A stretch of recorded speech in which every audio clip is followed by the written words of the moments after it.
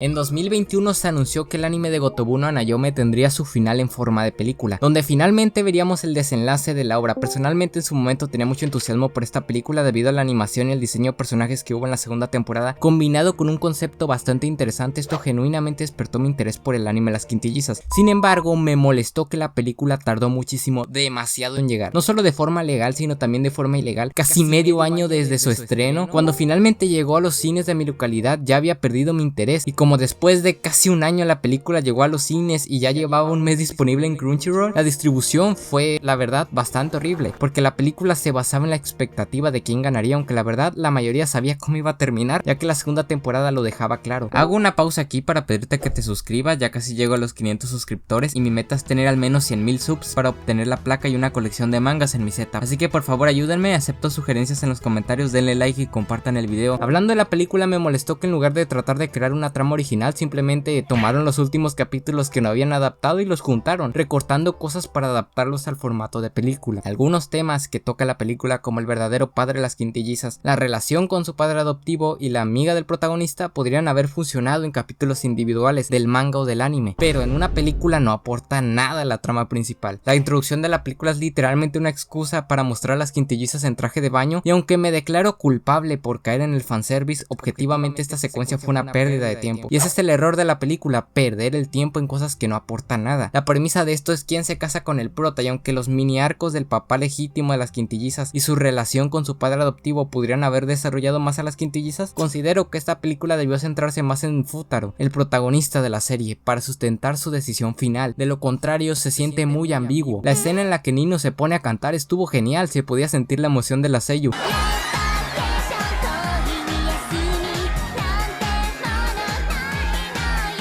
Lamentablemente en el doblaje latino la escena se escucha horrible. Hay descanso para los que aman, vacaciones llenas de amor. Como si fuera un fandub. Seguramente hay covers en YouTube que suenan mejor. Desde la segunda temporada sabíamos que Chika había perdido, por lo que todas sus escenas son totalmente irrelevantes. Nino y Itsuki tuvieron sus momentos de relleno. El de Itsuki estuvo interesante, sobre todo porque sabíamos desde la segunda temporada que quería seguir los pasos de su mamá. En cambio, el de Nino fue un relleno, ya que no aportó mucho al personaje. Miko estuvo toda la película siendo un cero a la izquierda. Desde el final de la segunda temporada sabíamos que ya no podía ganar, por lo que sus escenas fueron peores. Ni siquiera para el fanservice sirvió, ya que quien cantó en el escenario fue Nino. Yotsuba fue la única que sí me gustó en toda la película. Me gustó todo el tema de cómo la gente que ayudó le devuelve el favor, como Futaro cambia su perspectiva y su pasado. Sin embargo, la cuestión es que esto se lo sacaron de la manga ya para el final, ya que nunca antes se nos había dicho que Yotsuba era así. Ni siquiera se mencionó que ella iba a repetir año, solo se nos dijo que eran transferidas y malas estudiantes. Si bien esto no es incoherente, no tiene bases muy sólidas tampoco. Yotsuba en ningún momento dice algo como que se siente en deuda con sus hermanas. Al contrario, cuando se separaron en la segunda temporada, ella se unió a un equipo atlético y no podía estudiar, cometiendo casi el mismo error que dicen que cometió en su anterior escuela. Tampoco hizo mucho por unir a sus hermanas en ese momento. Logré llegar hasta aquí solo gracias a mis hermanas. Ya para el final, Nino, Ishika, Miku quedaron descartadas desde la segunda temporada. Aquí era entre Itsuki y Yotsuba, pero como Itsuki se centró más en su propio camino, siguiendo los pasos de su propia madre, pues, y de paso teníamos lo de que Yotsuba era reina, ya era una victoria regalada prácticamente, literalmente no podía perder. Te quiero.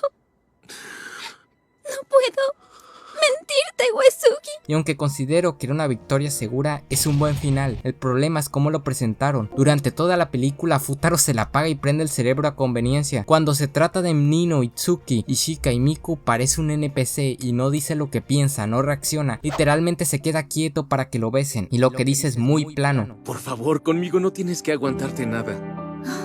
Con Yotsuba de repente se le prende el cerebro para darle una lección. Cuando va y se le declara, ni siquiera parece que está enamorado, súper seco, lo cual está bien. No cuando te declaras a alguien debe ser súper vistoso, pero esta película se construye en eso, en el hype por ver quién ganaba. Literalmente los trailers explícitamente te venden eso, el misterio, pero fue súper simple, tanto que cuando el espectador ve eso no conecta con el protagonista, porque no vimos casi nada desde su perspectiva, no se desarrollaron sus ideas y no lo ponen a dialogar, no se entiende. Por eso hay tanto debate sobre sobre la decisión de Futaro. Aunque la película y la serie te dan los elementos para entender por qué Yotsuba ganó, la película se enfocó tanto en el fanservice que no se disfrutó, y no es un date a la donde al menos se disfruta el fanservice, no, literalmente en cada beso que le daban al protagonista lo veíamos de espaldas, ni siquiera nos dieron el panel para que el fan diga, oh, qué beso tan rico, no. En conclusión, esta película fue una vendida de humo.